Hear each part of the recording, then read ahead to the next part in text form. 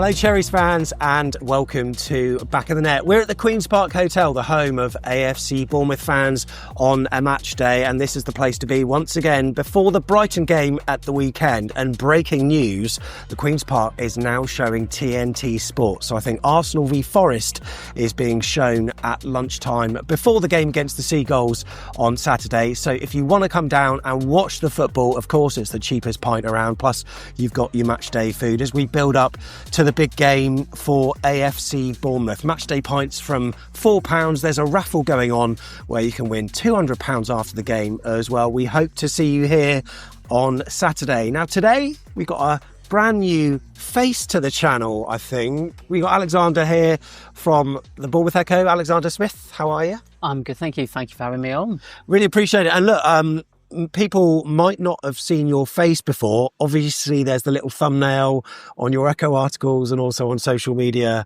as well. But I think this is the first time you've been on. But a lot of people will have caught your words, of course, and your tweets on the Bournemouth Echo website. And we thought it'd be a great chance to bring you on just to chat about all things AFCB, how you cover the club, any challenges you face, all that kind of stuff, because it's an exciting time for AFC Bournemouth right now, isn't it? Absolutely, yeah. It's keeps me busy, as I'm sure everyone sees if you're active on Twitter. Obviously, every Friday for the press conferences and then match days and things. So, club certainly keeps me busy, and then through the week and as things come out, really. So hopefully going to catch up with Alexander and if you're the local journalist that do all things AFCB throughout the course of the season, every now and then, just to check in with them, see what they're thinking about the club, any challenges they face, all that kind of stuff. And look, tell me a little bit about you, because how long have you been working for the Echo and also doing the sport for the Echo? So I've been at the Echo about 3 years, but first sort of 1.5, 2 years of that was on the news team. So I did sports journalism at university, and then as everyone who does sports journalism probably knows, it's a very difficult industry to get into. So living in Bournemouth, when the sort of news role came up when I just graduated, I went and did that for a couple of years, but it was always the plan to go over to sport, and just over a year ago I did. So I've been doing it for a full season and a bit now. So I feel like I'm nice and settled. And obviously it's very busy and exciting time to cover the club. I was about to say, like, even before a ball was kicked, your job must be so hectic, because obviously not only did we have the friendlies, obviously the matches that we had in the summer series in the Premier League, where the transfer window, chuck into the mix the whole new stadium thing, you've got the rise of the women's team. Feels like there's not a shortage of AFC Bournemouth news right now. No, absolutely not. I mean, obviously that the summer was, a lot of it was characterised by stadium news. Was really pleased to get sort of an exclusive interview with Jim Frevola on that. Obviously spoke to you as well about it for a piece. So got some really good stuff on that, and I mean it looks amazing. Looks really good, and to think that this time next year there might be a 7,000 seater South Stand, and all the corners will be filled in. The mind boggles and how they're going to manage to do that. But I've got no idea how because I think they're doing it in stages, aren't they? But the new South Stand they hope to have ready for next season. Yeah, how on earth? I think apparently they sort of said. Jim told me that the plan is to almost like a prefab build and build it all off site, and then. I think, so for want of a better word, snap it together. So as soon as they asked for the last game of this season to be played away, which is why it is, and that gives them sort of an extra week or so at the end of the season. And I think they'll ask for the same thing at the beginning of next season to play away first up, and then that gives them a bit of a buffer. And then as soon as that I think it's Man City, the last home game, as soon as that's done, South Stand comes down, and it will be clipped together on site, basically, I think, which will be, remarkable to watch and follow. And if they get it done, then, wow, fair play. It's incredible, really. I mean, Jim Foley, if you're watching or listening, I was a dab hand at Lego when I was a kid. So if you need any help snapping things together, I can be an extra pair of hands. So is it just the football you cover, or do you do other things as well? No, I mean, I'm the only sports reporter at the Echo now. Right. So there used to be a few, didn't there? Yeah. So even when I started at the paper, I think there was 3. But Dan Rose, who now works for the Cherries media team, he left not long after I joined, and then it was Jack Tanner and Tom Crocker that I'm sure many people will know. They did it for a couple of years, and then they both moved on last summer before last season. So. And now it's just me. I think that's a symptom of the local media landscape at the moment. But as sort of the only reporter, I do Cherries primarily. Obviously, Pool Pirates is obviously a massive part of what we do. So I'll be at Wimborne Road tomorrow night for the Championship playoffs starting, and then sort of anything and everything really. So. Non-league stuff, Poole Town, Wimbledon Town, they've both had a brilliant start to the season, and then rugby, cricket over the summer, sort of anything and everything. I mean, I've spoken to a guy who's a disabled weightlifter that I did a few pieces with last year, and it's sort of any sports stories that's going on, I'll be trying to cover. And I suppose the rise of Chris Billam-Smith as well, and all that kind of stuff. I can't forget that. Yeah. I mean, he's brilliant with us. He does a column for us every couple of weeks, which is excellent. So get on really well with him, and obviously went along to his fight in April at Spurs and watch him win, and hopefully we'll have a interim world title fight before the end of the year that I'll be hopefully heading along to. So it's obviously things on the pitch, but obviously off the pitch. You mentioned the stadium, but I suppose the transfer window's always really busy. I suppose once it closed for you, maybe a bit of a sigh of relief because you're not having to track social media as much. But what did you make of the transfer window for AFC Bournemouth? Because, I mean, I'll level with you. As a supporter, initially I was really worried because it felt like we weren't maybe doing enough business and it all happened so late. I think I feel fairly satisfied, even happy now. But at the time, I found it really difficult because, Dean Howson's replacement wasn't forthcoming. I know we signed, Diakite to replace Ilya Zabani, but slowly but surely, all of the wheels started to get into motion. What did you make of the window as a whole for AFC Bournemouth? I think I'd probably, at the moment, rate it like a 7 or 8 out of 10, with the potential of potentially going on to an 8 or a 9, depending on how well sort of the young signings step in and gel. I think they've done really well. As you say, the centre back pursuit was perhaps a little bit slow early on, especially with Dean going before the end of last season. It was sort of, you got money. Yeah. Surely you can find someone quickly, but obviously Diakite came in the week before Liverpool. But then other moves like getting Trufair in before Kirkes had even left was sort of a bit like, right, they've got a plan.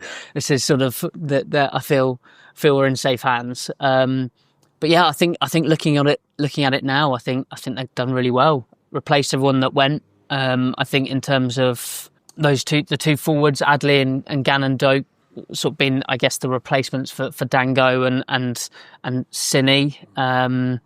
If they can both stay fit immediately, It's a bit of an update to Cine because he played, I think, 300 minutes last season. I think looking at it, it looks really good, and the new signings that have played already look they've settled straight in. Yeah, I mean, it feels, and I said this to Tom on a previous show we did, and it sounds really disrespectful to say it, but we seem to get rid of a lot of, dead wood. Andoni likes to work with a smaller squad by the sounds of it, but, some of the stand-ins now that we've got, seems like in most of the positions on the pitch now, we've got a viable alternative that isn't like a lad from the development side.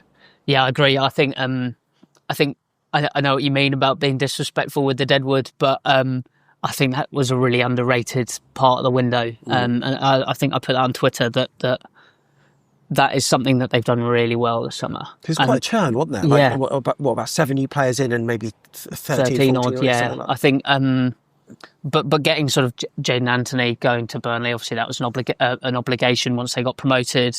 Joe Rothwell going, Chris Mepham going, those sort of players that were on loan last season that clearly Iraola doesn't see as part of his plans, getting them all off the wage bill and getting them into permanent moves elsewhere, I think was a really successful part of the window and was I think a big tick in the box for the recruitment team as well, for them to be able, and none of them got bad moves, I guess. They were all good moves. I mean, Rothwell going to Rangers and then Championship moves. So it was all. I felt that was a really, really good part of the window that even potentially takes it up a point in terms of rating, because they seem to be so successful in moving players on. What really was worrying but then surprising was on, I think it was actually transfer deadline day itself, where we needed a player. There were no murmurings about a Dean Howson replacement, and then all of a sudden, I'm looking at Sky Sports News, then Mark McAdam's on there, and he's announcing that Veljko Milicevic, I hope I've said that right, he signed. Did you have any heads up on that? Because it just came out of the blue. I had about 5 minutes. I got told, I think it was about, I think they were going to announce it at 4. I think I got told at 10 to 5 to 4, something like that, and saying, we've signed this lad. I'm sort of looking at it and going, okay, what can I do in 5 minutes? Obviously, I had to get something online for 4 o'clock, but it came literally out of nowhere. Hoping to find out how they actually did it, because I mean, in this day and age with social media, with Fabrizio Romano tweeting every 5 minutes, seeming to be the agent's mouthpiece in some occasions, it's sort of, how do you get both teams, the player, the agents, to all stay quiet and not leak a single thing to the press, was, I think, really impressive, apart from anything else in this day and age. And yeah, it was a bit of drama, sort of just checking in about 3:45 and going, hello, anything going on, and not really hearing anything. And then suddenly it's like, yep, you've signed someone.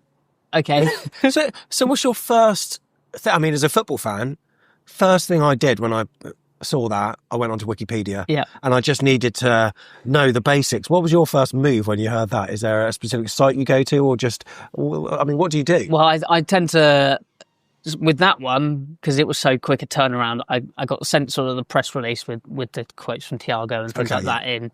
So sort of rush to get something on the website and then sort of sit back and then have a look at actually who this person is. So I think I normally go into like Transfermarkt and have a look at who they've played for, how many times they've played, goals, etc. See how tall they are. If they're a centre back, this guy's very tall. Yeah, 1.93, 6'3", 6'4", something like that, which was needed, I think.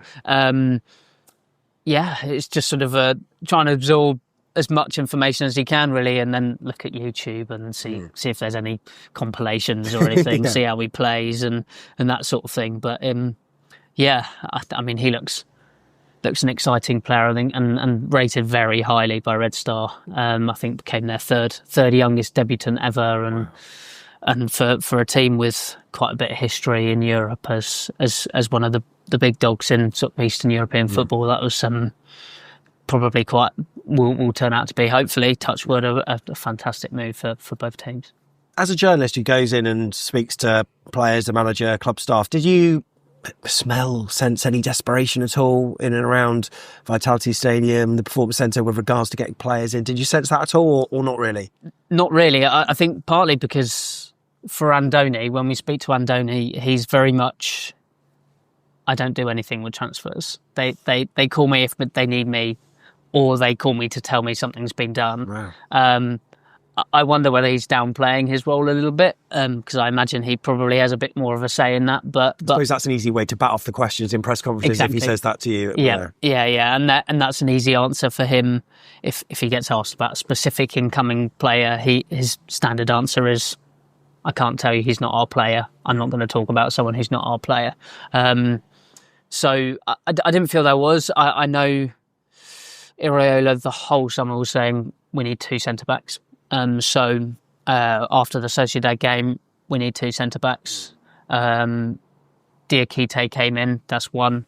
And then even after Spurs, I think, with a few days left, he said, we need another centre-back. So he says what they need, but he always says, yeah, they're working on it. Yeah. There's people in the club that are paid to do this. I'm not one of them. I'm sort of assistant in this sort of role, and he sort of gets on with it, and they seem to do all the work and just sort of ring him when it's done, I guess. One of the good things that I've thought of, I mean, I'll talk to you about, or ask your thoughts about the start of the season and how you have viewed it so far shortly. But one of the pleasing things for me is, one, we've had players that have hit the ground running by the way of Adrian Truffert and, Diakite, etc. The first performance from Adley also was really good. But it's not just that for me. It's also, Marcus Senesi, who, I forgot how good he was. David Brooks seems to be like a player reborn. Tyler Adams, if he can stay fit and injury free. I mean, that last performance at Tottenham Hotspur, it was absolutely superb. And that's all. That's also a bonus, isn't it, to have your existing players also stepping up. Yeah, I mean those three that you mentioned there. I had a piece on the website today about Senesi, and he's I think second in the Premier League for clearances and interceptions this season, and I think Tyler Adams is joint with him on interceptions, and I think particularly, I mean that Liverpool game, conceding 4 wasn't ideal. A couple of them coming from maybe some mistakes and sort of it looking a little bit shaky at times, but actually as a whole performance it was a good one. But since Wolves and Spurs, they've looked so good, so comfortable at the back.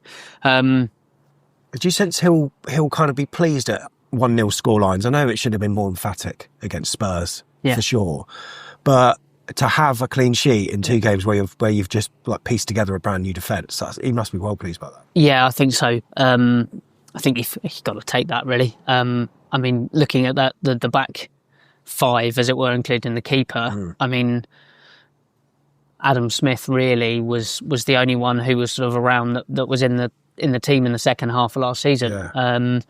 To change 4 out of the 5. Okay, Senesi was at the club last season, but was injured and then came back in. I think that's really impressive, and for them to have started the way they have looks really good. And that partnership at centre back with Diakite and Senesi looks to be a good one. Truffert looks brilliant. Looks like such a good player. And I've been impressed with Petrovic. I think Petrovic in goal, particularly against Spurs, did really well at sort of marshalling his box, coming to claim crosses. I felt he looked really good, and he's made some good saves as well. He looks impressive, replacing Kepa going out the door and going now to Arsenal, but to bring in a 25-year-old keeper, 25 for a keeper is quite young. And you could potentially get a decade out of him if any goalkeeper's career is to go by. They usually get to about 35 at least. So I think he's been really good as well. So you do the pre-match pressers and also the post-match stuff. I swear it was your voice, by the way. I can't remember what site is, Beanie Man Sports or whatever, that puts all the press. I swear that you were asking a significant amount of questions to Andoni because it did sound like your voice. Yeah. So obviously pre-match you won't hear me because pre-match the pressers are split into 2. So there's the broadcast section that goes out live first. Like Mark McAdam, Paul Belston. That's primarily those 2 that take that one. And then the cameras go off, and then I get to ask my questions in the written section, and then that's embargoed until 10:30 that evening. Is that standard for all Premier League clubs? Yes. Or is that? Do you know why that is? I think just because of it was to give, I guess, the newspapers their own sort of chunk, because obviously 10:30 is when the next day's papers go to print. Okay, right. So, I mean, I think if Sky Sports do a sort of next day's back pages thing at 10:30 most nights, so it's sort of that's why it's that time. But then post match, particularly away games, often I'm the only one that will ask Andoni questions. Yeah. That's not an uncommon thing as well. So away games in particular, I seem to get a good proportion of the questions. When you go to these presses, I suppose that there's a mixture, all sorts of media there. There's national journalists. There's your local journalists for the specific club you're at. As a supporter, it's when you chat to other fans, especially for the big 6 clubs. There's an undertone of sort of being patronised by them a little bit. Kind of they always want to pat you on the head and say, "Oh yeah, you're little old Bournemouth." Do you sense any difference in the media narrative when it comes to chatting to maybe national journalists about what they think of Bournemouth? I think it's changing. I don't want you to throw them under the bus here. Absolutely. But I think it is changing, which is good. There has sort of been I mean, one of those where often it's, if Cherries get a big result, it's X team lost rather than AFC Bournemouth won. Yeah. Which I think is sort of a bit of the nature of the beast, unfortunately. But hopefully that is changing. And I feel with some of the performances last season, particularly like the Arsenal game away, both Arsenal games, City game at home, things like that, sort of, Cherries are a very good team, and they're not just there to make up the numbers. So I think it is genuinely changing. A lot of them don't know too much about Bournemouth because I think, again, it's another thing, the number of reporters, I guess, covering the club is quite a bit smaller than, well, quite a lot of the other Premier League sides. Not all of them. Some of them have about similar sizes of press packs, but I think a lot of them don't read loads on Bournemouth until sort of the week before they're covering a game or something like that, which is fine if they're doing a lot of different games and they primarily cover one club. That sort of, it is what it is. But I mean, I chat to them and tell them who's good and tell them who to look out for, and I feel like the condescending tone is gradually moving away, thankfully. I watched Match of the Day after the Spurs game, and I was expecting them to be saying how Spurs were so poor. Yeah, and I know that's broadcast journalism is different, but they didn't. They actually talked about how good we were for once, which is like, what? How come they're not talking about Spurs? Yeah.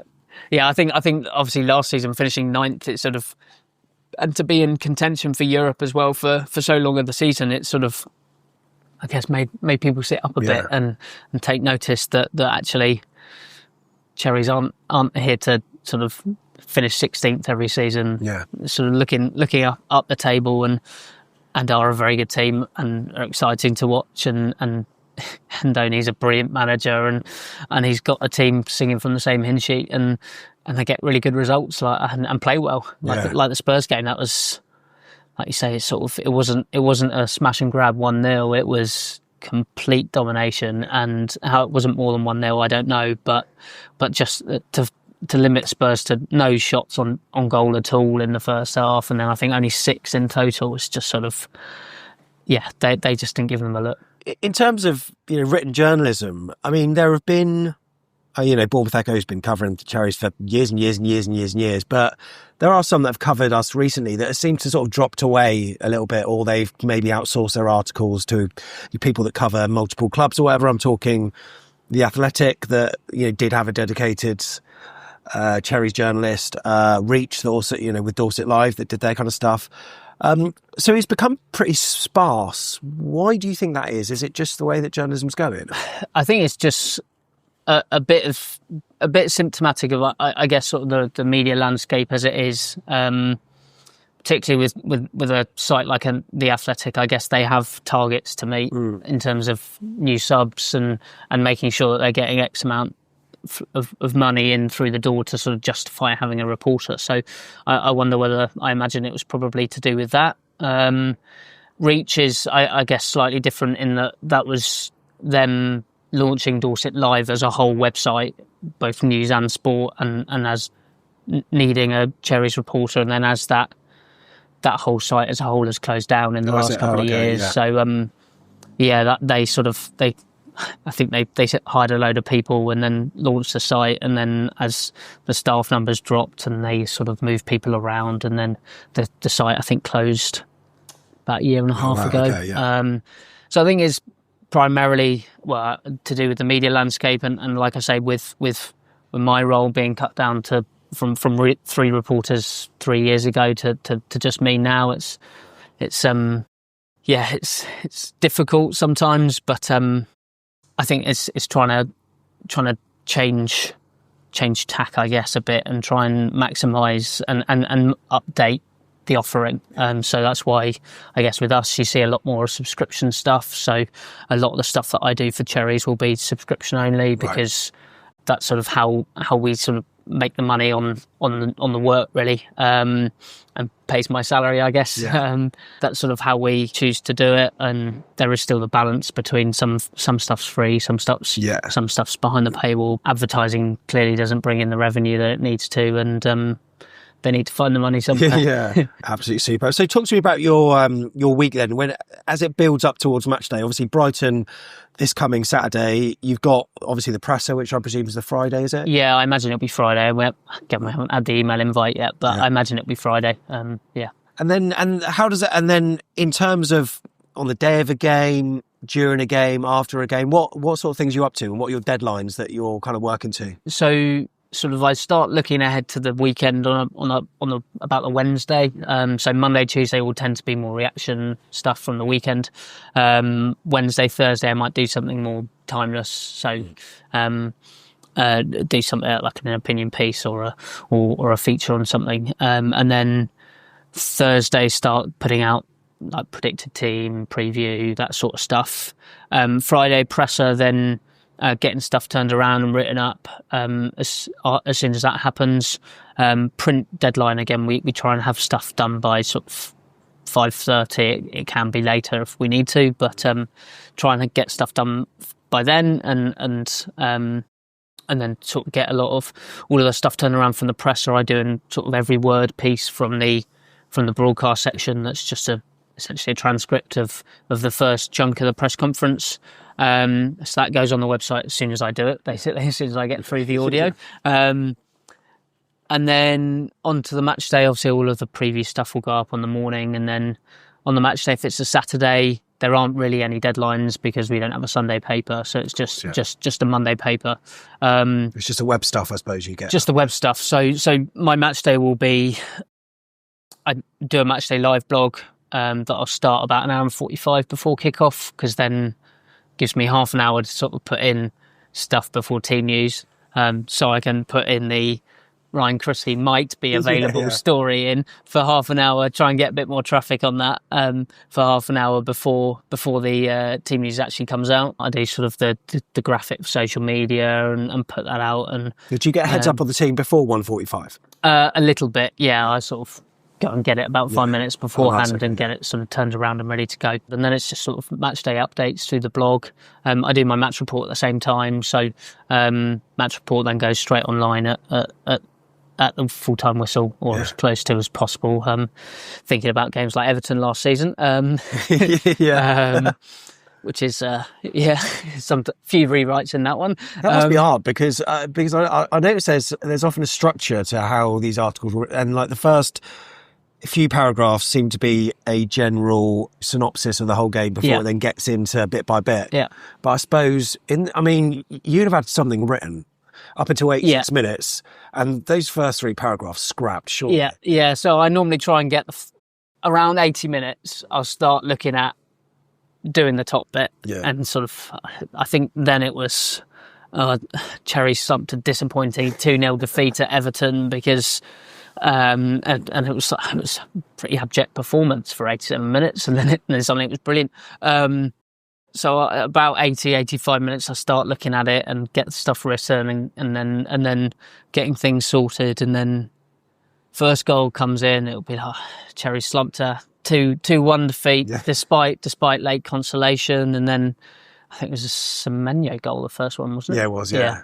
And then it's Cherry's rescue dramatic late point, and then Cherry's dramatic. It's like, and sort of I do obviously the line on the first half. I can do that at half time, but then the sort of synopsis lines on the second half then have to be done as close to the whistle. And I think I was quite pleased in only getting that up about 5 minutes after the whistle. That's I was still quite pleased with how quickly I got that turned around. But that was mental. And last season there were lots of late goals, so that didn't happen. It wasn't the first time. So what's the club like then with you, with the media? Do you get access? Do you get enough access? Do you feel as though you would like more, or can you speak to for instance, if you wanted to chat to, I don't know, Thiago Pinto, Frano or Bill Foley, are the club, fairly receptive for you doing that? Yeah, I think it's I think probably every journalist would want more access, and I think everyone would want more access. But I'd say they are good with me. A lot of it depends on the individual I want to speak to. So Thiago, for instance, very rarely does media. Obviously, he did that piece with Mark McAdam last week, or the beginning of this week, which was a fairly rare piece that he did. Frano, I'm actually speaking to on the afternoon of this, I'm going from here to the performance centre to speak to him about transfer window stuff and getting some details and lines on that. Bill Foley again, we can ask, but I think a lot of the time it's the media team are sort of in his hands as well. Sometimes he sort of does what he wants on that front, so we can always request it. And again, like the stadium stuff that I did over the summer, that was sort of a long time coming. I think I first spoke to the club about doing something like that in about March time, and it was just trying to find sort of the right time to do it, to try and make sure that the process was far along enough that they could give me exact what's going to happen, rather than sort of wishy-washy, it might be this, it might be this. And so it was making sure that there was enough in, that it was underway, and that was what it was going to be. But then also, from my point of view, hopefully making sure that there wasn't enough out there that it could be a nice exclusive for us. And thankfully we timed it quite well, so that was good. But obviously it works both ways, and yes, of course, and I need to be on top of like requesting stuff and making sure that I'm asking for specific things. So I'll sort of have ideas and I'll pitch them, and they sort of have a look and say yes, maybe, no, to any of them, and then sort of go from there, really. So is there an element of needing to stay on side a little bit with them, or I mean, because it must be hard, but I mean, fortunately, I suppose the club's in a position where there's, as a fan, as a journalist, there's not a lot to grumble about, really, but I suppose there's a fine line with how you write your articles, I suppose, is there? Well, I think it's... Yes, I've got to preserve my relationship, but at the same time, as the local paper, sort of, I feel it's sort of our duty as well to make sure that if they do something badly or do something wrong, they need to be called out on it. So often, there's been we've done quite a few bits on the sponsorship stuff with BJ88. A lot of I think the news team cover some of that as well, because it's to do with like the Gambling Commission and stuff like that. Yeah.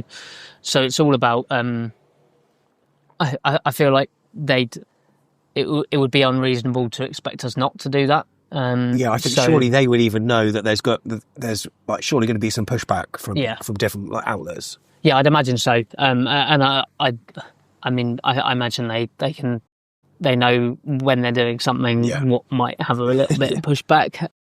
So we try and hold them to account as much as we can, and a lot of that actually comes from members of the public getting in touch saying this and has happened to me at Bournemouth, or I'm not happy with this, and then we can go to the club and chat to them, and then and sort of do both sides of things. And again, stuff to do with the stadium. One of my news colleagues was contacted by a load of residents in one of the roads and did a piece on their thoughts on some of the plans that come out. It's easy to get dragged. I mean, obviously you're different because you're a journalist, but as a fan, it's so easy to get dragged into wearing an AFC Bournemouth hat all the time. Yeah. But you have to consider these residents who, their lives will be affected by it.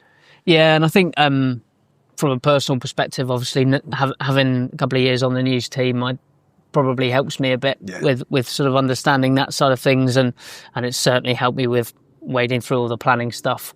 I actually sort of know what I'm looking at, thankfully. So it's just being mindful of both sides, and obviously making sure that you give the right reply and make sure that they know what's happening and all of that. So it's I think for us as a local paper, it's important that we hold anyone to account in the local area if they're doing something that they shouldn't be. So that doesn't just because I've got a relationship to maintain, which obviously is very important for my job. I think it's something that we need to make sure that we're doing and keep on top of, really. Were you surprised by when it sort of emanated that it was going to be a redevelopment rather than a new stadium? Because a lot of fans thought that it was going to be a new ground where the athletic stadium is, but then slowly but surely these little sound bites came out from Bill Foley, who, I think you alluded to it, but it sounds like sometimes he says things and I don't know, I'm just assuming, but the media team are probably looking at it thinking, maybe you could have rephrased that differently. But then it became clear that it was going to be a redevelopment rather than a new stadium. I think initially, when I first started talking to them about the stadium development a year ago, it was sort of, we don't know which one we're going to do. We might do either. We're looking at both. And then that sort of Bill, I think at the turn of the year, sort of January and March, I think he did a couple of interviews and then the plan about them digging down came out. Yeah, that's right. And that they're not doing. It was one of those where sort of trying to track it and then go, oh, right, okay, so you're going to do that. Right, I'm not sure how that's going to work, but I'm sure we'll find out at some point.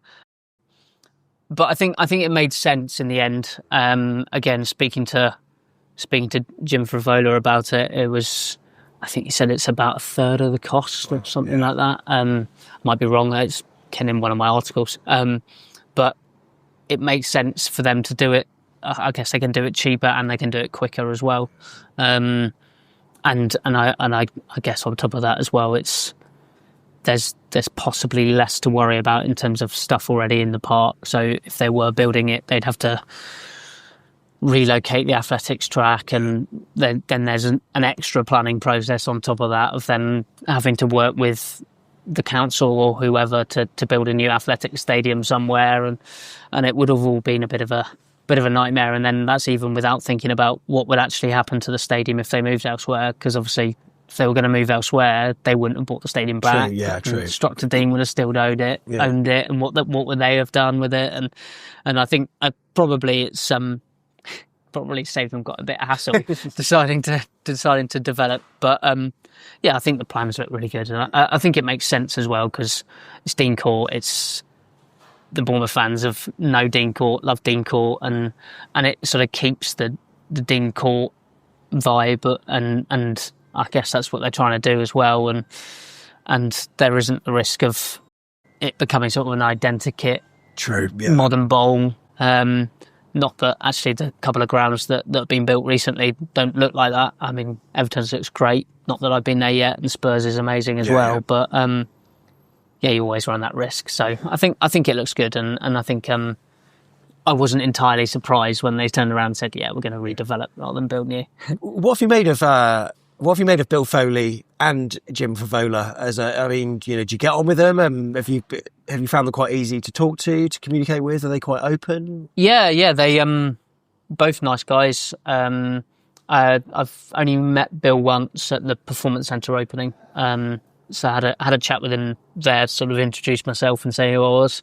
But he came across very nicely and sort of said about getting in touch with setting stuff up. So hopefully down the line we'll be chatting to him at some point. But Jim's lovely as well, and obviously Jim fans all know he's active on social media, and I'm sure he sees a lot of stuff. So he and again he chatted the interview I did with him about the stadium. He was very open and honest. Obviously, what he told me when he couldn't say something. So things like costs, they haven't got there yet, and it'll come out at some point, but we don't know at this stage. And I think I asked him about transport, which is obviously a big issue, like with the development, getting almost double the capacity and the car parks and all that sort of stuff. And he sort of said, well, we don't know what we're going to do yet, but we're doing surveys at the moment, looking at things like park and ride and things. So it's one of those where I do feel he knows what he's talking about, and knows what he's doing, and is quite open with the stuff that he can be, really. In terms of Bill Foley, I think I know that Bournemouth are riding a crest of the wave at the moment, and I'm a Bournemouth fan that is I've been supporting for a long, long time. So I always remember the bad bits, and I always expect, even when we're at our peak, for something bad to be around the corner, sort of thing. I hope that we maintain our Premier League status for as long as possible, etc. I hope we keep the owners that we got at the moment, because we seem to be in a good place with them. But Bill Foley is of a vintage age. Yeah. I hope he lives forever. but he obviously wants to get things done really quickly. I think he's 80 years old, isn't he? Yeah, I think so. He's 80. Yeah. Do you know if there's any like succession planning for, when he decides that it's not for him anymore, or whether it'd be staying in his family or anything like that? I guess he's going about it the right way if they're in terms of building the club's infrastructure, I guess, because then that sort of lays the foundations so that even if he sells it or whatever, it lays the foundations and they have a bigger stadium, they have a state-of-the-art performance centre that can sort of be there, and it's a minimum level that they can, a very high minimum level that they can drop back to. But I don't honestly know what his plans will be. I imagine he's a very intelligent bloke. I imagine that there's probably some kind of plan in place for that sort of thing. But to be honest, no idea. Fair play to him for doing all he could do. And I agree with you. I think he's a very different owner to what we had previously under Maxim, where there was almost a concentration on the playing side of things. And I know we got relegated in that COVID season, but the foundations were laid. Yeah. Now we're in such a good position with the Performance Centre. I mean, a quick word on that. I think it was the grand opening of that where he actually talked about the stadium. Yeah. But that centre, from what I've seen, it looks amazing, and it's still being built up now with extra pitches and stuff, isn't it? Yeah. So I think at the moment they have 3 or 4 pitches that the first team train on, but I think that might be going up to sort of 5 or 6 eventually. And that's, I think, just for the first team. And there's sort of the 3G stuff, the under the dome, which is very impressive. Yeah, it's a remarkable facility, and I think it is one that for the club they can sort of go, look at this. Yeah, this is among the best in the world. You'll be working at this every day. So I think probably anyone in any job, if they were shown a state of the art office or state of the art facility that they get to work at, they'll be like, I'll come and work for you.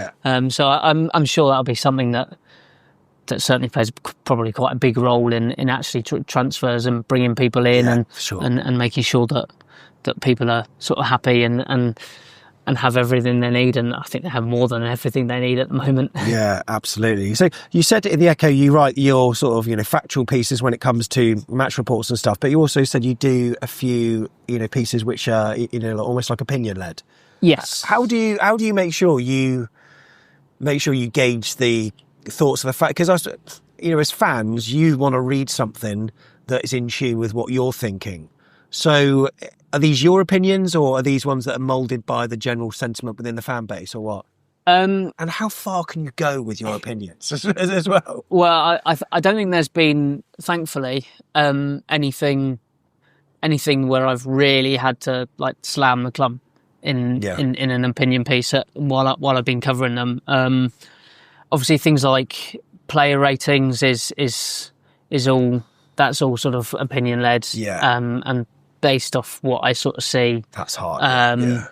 And I do feel I'd like to think mine are relatively good, but again, it's all opinion, and I might look at a game and go, I think Marcos Senesi has been unreal, and I give him a 9, and then someone in the comments will go, I thought he was rubbish. How has he got more than a 6? And it's sort of like, well, it's a player ratings. This is my player ratings. I do it based off what I think. But I do try to, like a lot of the stuff that I do is quote led, sort of factual stuff. But then at the same time, I do try and do a few opinion stuff. I wouldn't say I have the best tactical mind in the world in terms of doing sort of a tactical analysis side of things. I sort of do see things during the game and maybe wonder maybe I need to have a bit more self-confidence in actually putting pen to paper with some of those things, which can be a bit of an issue sometimes.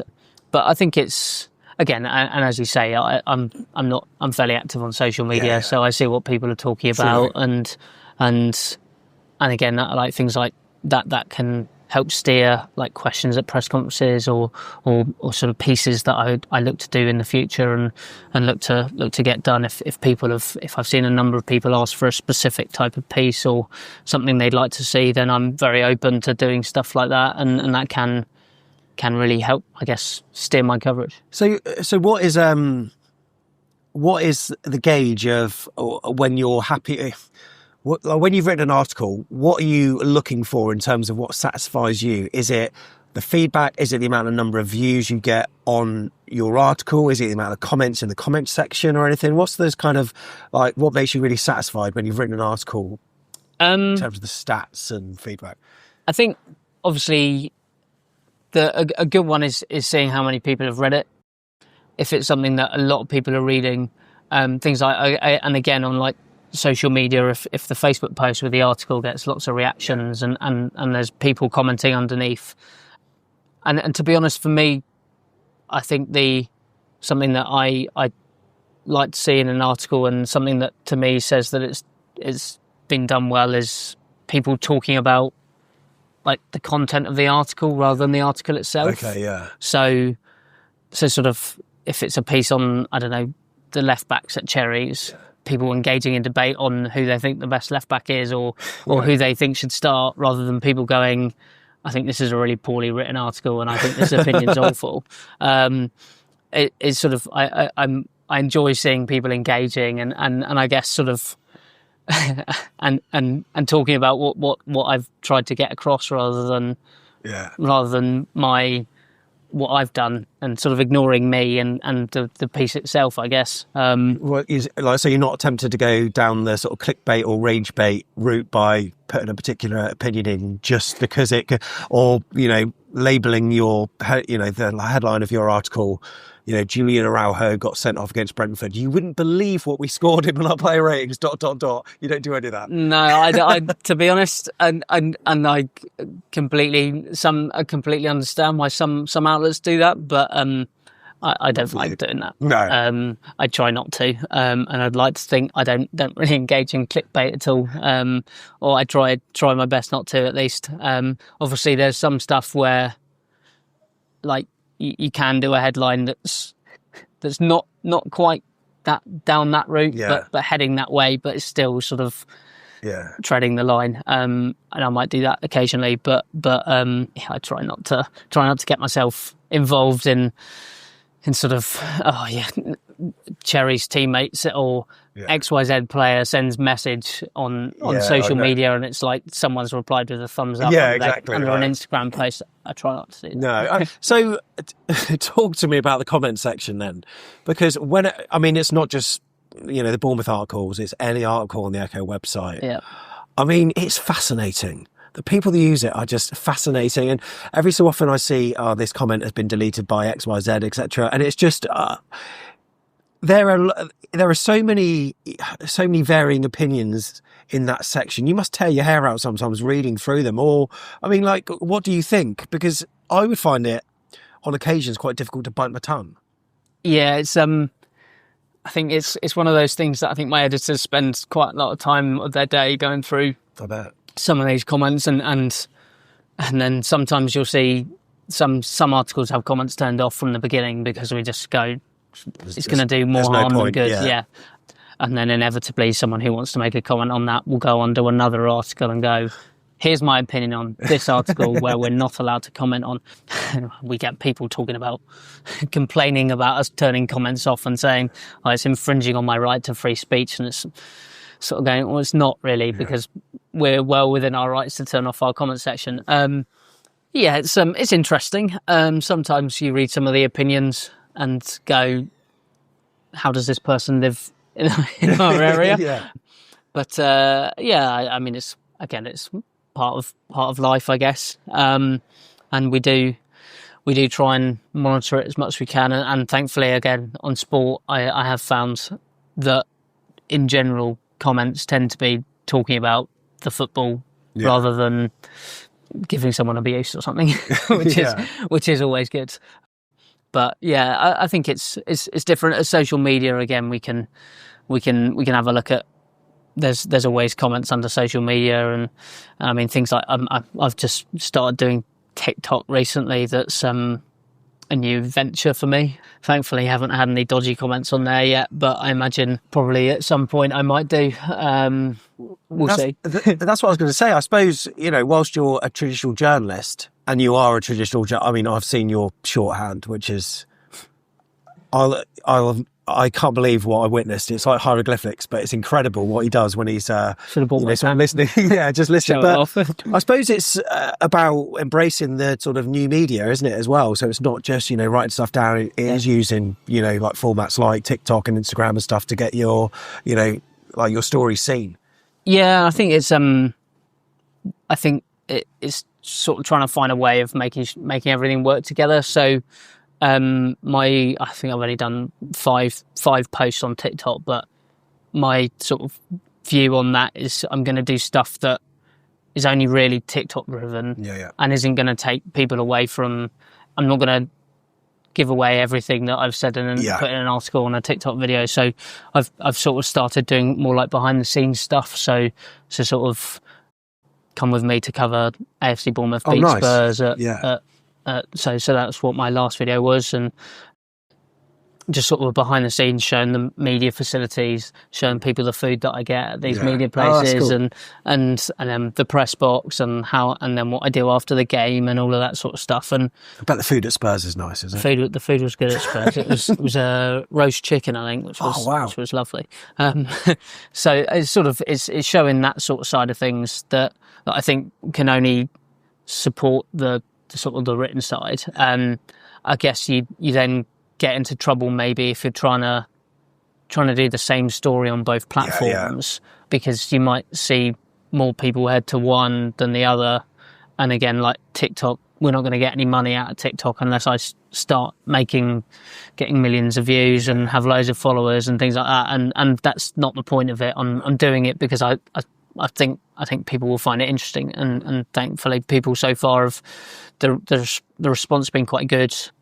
And again, it's a different demographic as well. So it's trying to harness different platforms to try and appeal to different demographics. Like I think like the people that watch my TikToks, I think predominantly under 25, whereas people who visit the website are probably predominantly over 25. Yeah. So it's trying to find the balance and trying to get out to as many people as possible, and then if I don't know, 10% of people who watch my TikToks go, actually, I'd like to go and read his match report, or I'd like to go and read a piece of reaction that he's put up, or read the update on Adam Smith's injury that he put up after the Spurs game, then that's great. And getting people over to the website and getting people reading the stuff is fantastic. But I probably won't be losing sleep if people aren't going, I've never been on the Echo website at all, but I like your TikToks. That's sort of is fine. It's quite interesting because even like with YouTube videos, I was looking at our stats the other day for like one of our preview shows that we put out, and it's an older demographic than I thought. I thought that